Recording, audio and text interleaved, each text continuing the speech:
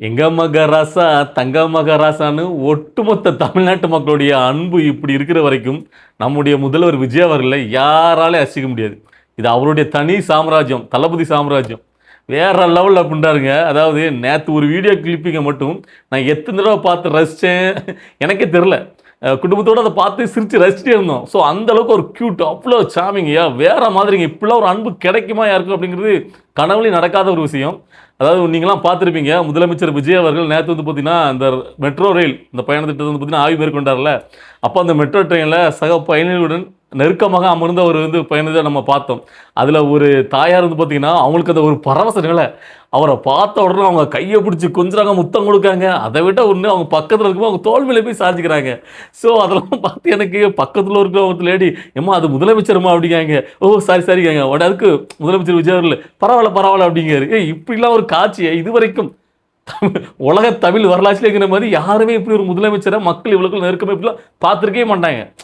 நீங்க பார்த்துருக்கீங்களா? இவ்வளோக்குள்ள ஒரு மக்களுடைய அன்ப செலுத்துறது, அவர் அத வந்து பார்த்தீங்கன்னா, உள்வாங்கி அத ரசிக்கிறது, வேற லெவல்யா! இப்படி ஒரு அன்பு இருக்கு. இந்த மக்கள் இப்படி கொண்டாடிட்டு இருக்காங்க. இவர வந்து பார்த்தீங்கன்னா, சாச்சிரலாம், இது பண்ணிடலாம்னு ஒரு எதிரி கூட்டம் உட்காந்து ஒட்டுமொத்தமா சேர்ந்துட்டு அலையுதுங்களா? எல்லாம் முடியுமா? இல்ல நான் கேட்கிறேன். நீங்க என்ன வேணா பண்ணுங்க. ஒண்ணும் பண்ண முடியாது. இவரு இருக்க வரைக்கும் அவரு தான் அங்க போய் வேற லெவல்ல பண்றாரு மனுஷன். எனக்கு அத பார்த்து உண்மையிலே அது வந்து வேற மாதிரிங்க. அதாவது ஒரு முதலமைச்சர் எப்படி மக்களுடன் மக்களாக எளிமையா இருக்கிறார். அப்படிங்கிறது ஒரு சிறந்த உதாரணம். இதுக்கு முன்னாடி ஸ்டாலின் அவர்கள் மெட்ரோ ட்ரெயின்ல போகும்போது தான் அது பஸ்ஸா மெட்ரோ ட்ரெயின் தெரியல. பக்கத்துல ஒருத்தவங்க நின்னாரு செவுட்ல பலார்ன்னு அடிச்சு போ போ அப்படின்னு விரட்டி விடுவாரு. ஸோ அப்படிப்பட்ட ஆட்கள் இருந்த இந்த அரசியல்ல ஒரு மக்களுடன் மக்களாக எந்த ஒரு ஈகோ, எந்த ஒரு பந்தம் எதுவுமே இல்லாம, எளிமையா அவங்க பக்கத்துல உட்காந்து, அவங்க கொஞ்சுறது, அதெல்லாம் உண்மையிலே சான்ஸே கிடையாது. எனக்கு அத பார்க்கும்போது சொல்றதுக்கு அந்த வார்த்தைகளே இல்ல. அந்த மாரி இருந்துச்சு.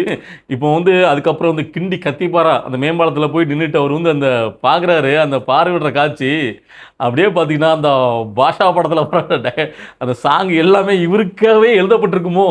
படத்துல ரஜினிகாந்துக்காக எழுதினதா இருந்தாலும், நிஜத்துல நம்முடைய முதலமைச்சர் விஜய் அவர்கள் இப்படி ஒருத்தர் நாளைக்கு முதலமைச்சரா வருவாரு.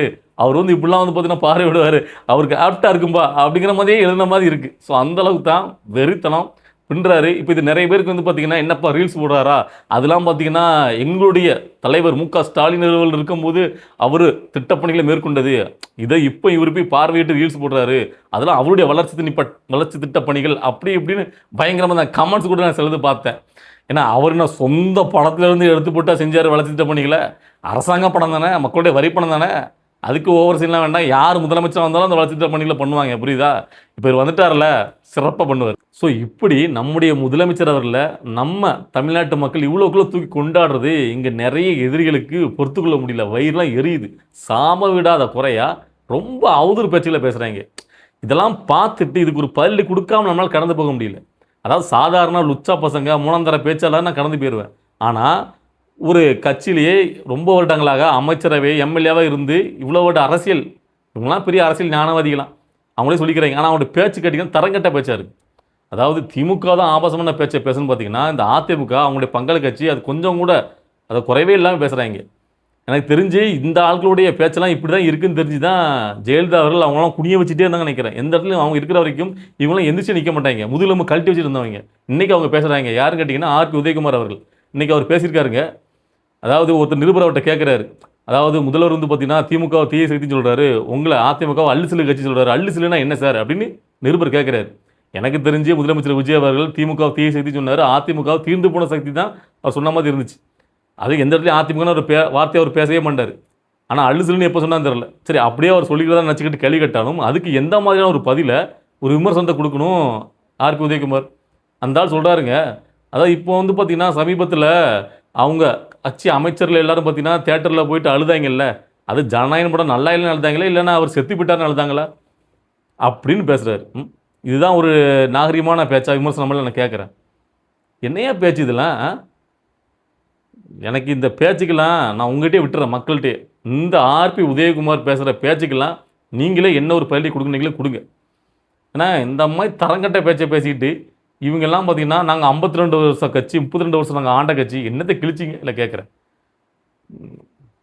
இதுக்கு அப்புறமா இன்னும் சில முக்கியமான விஷயங்களை நம்ம பேச வேண்டியிருக்கு. அதாவது எப்பவுமே நம்முடைய எதிரிகள் யாரு அப்படிங்கிறத நமக்கு தெரியும். அவங்கள ஈஸியா நம்மளால ஹேண்டில் பண்ணிட முடியும். ஆனா கூடவே இருக்கிறவங்கள எப்படி ஹேண்டில் பண்றது ரொம்ப சிக்கலான விஷயம். இப்போ முதலமைச்சர் விஜய் அவர்களுக்கும் அந்த மாதிரி ஒரு விஷயங்கள் தான் தொடர்ந்து நடந்துகிட்டே இருக்கு. இது தலைமை எப்படி முடிவெடுக்க போறேன்னு தெரியல. அதுக்கு முன்னாடியே இந்த மாதிரி விஷயங்கள் என் மனசுக்கு அது நெருடலா பட்டவனா அதை உங்க முன்னாடியே வச்சிருவேன். நான் உங்க முன்னாடியே இந்த கருத்தை நான் வைக்கிறேன். இதை ஃபுல்லா பார்த்துட்டு உங்களுடைய கருத்து என்னங்கிறத பதிவுல சொல்லுங்க. ஓகேவா?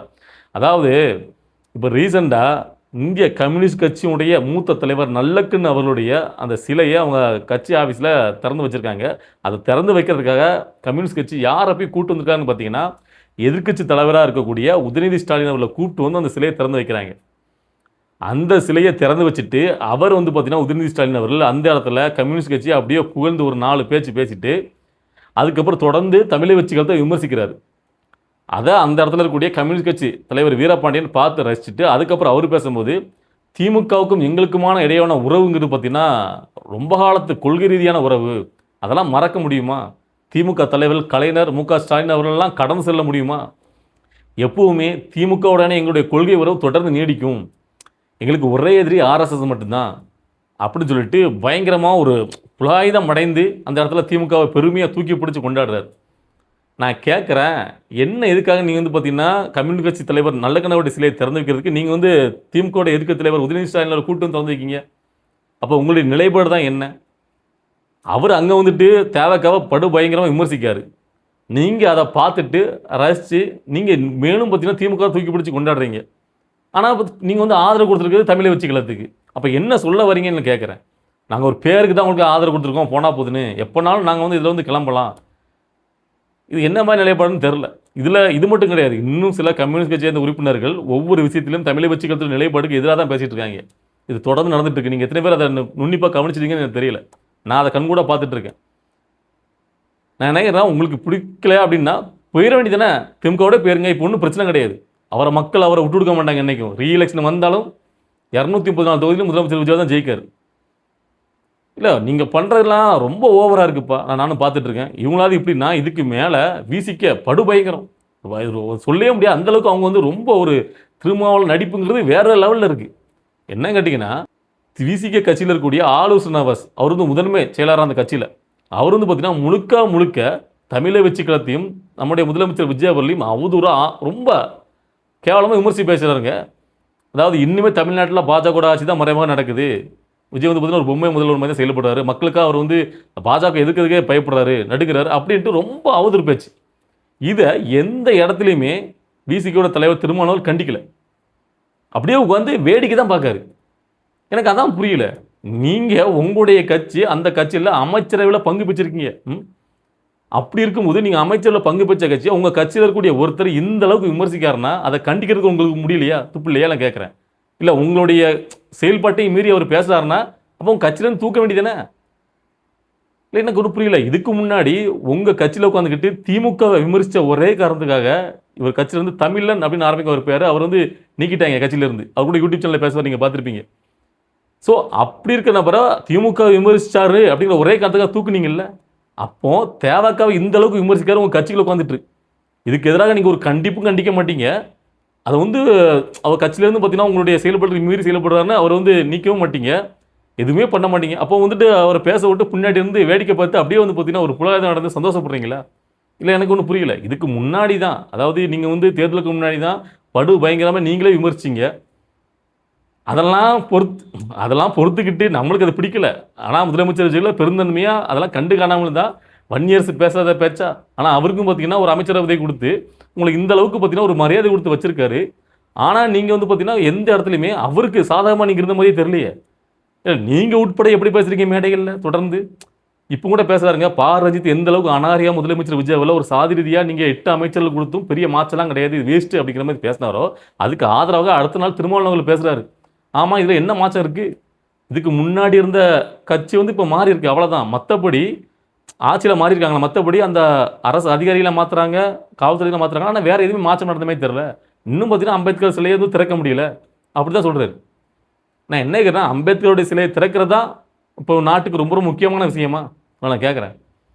அப்போது இவங்கெல்லாம் எப்படி வந்து பார்த்தீங்கன்னா ஒரு அரசியலை பண்ணுறாங்கன்னா முழுக்க இதனால தான் பார்த்தீங்கன்னா இவங்களெல்லாம் இந்த திமுக அதிமுகலாம் அப்படியே இவங்களாம் பார்த்தீங்கன்னா அமுக்கியே வச்சுருந்தாங்க நினைக்கிறேன். அதை கரெக்டுன்னு நினைக்கிறேன். ஏன்னா இவங்களுக்கெல்லாம் பார்த்தீங்கன்னா கொஞ்சம் ஒரு இடம் கொடுத்தோன்னா இவங்களுடைய செயல்பாடுகளை பாருங்களேன்.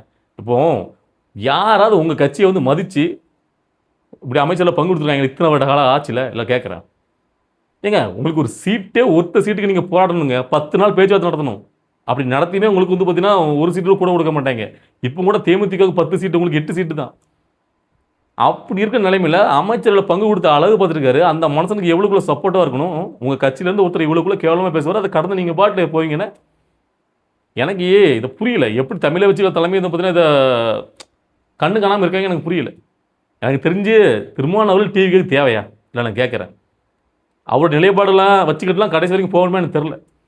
அவர் அந்த 2 சீட்டை வச்சுட்டு அவர் போட்ட சீனை பார்த்தீங்கன்னா, ஆனால் இதுக்கெல்லாம் என்ன காரணம் கேட்டிங்கன்னா, இந்த தேர்தல் காட்ட காலத்தில் இந்த எதிரிகள் ஒழுங்காக ஒரு பிரச்சனையை கொடுக்காம இருந்தாங்க அப்படின்னா, அவருக்கு வந்து ரொம்ப கட்டுப்பாடுகளை முதலமைச்சர் விஜயவர்களுக்கு விதிக்காமல் இருந்தாங்கன்னா, அவர் எல்லா இடங்களுக்கும் போயிருந்தாருன்னா இன்றைக்கி 200க்கு மேலே சீட் அடிச்சிருப்பார். அதில் இன்னொரு முக்கியமான காரணம் அந்த படத்தையே அதை ரிலீஸ் பண்ண விட்டுருந்தாங்கன்னா, அதுவும் பார்த்தீங்கன்னா தேர்தலுக்கு முன்னாடி ஜனநாயக படம் வந்துச்சுன்னா கண்டிப்பாக 200 சீட்டு கன்ஃபார்ம் அடிச்சிருப்பார்.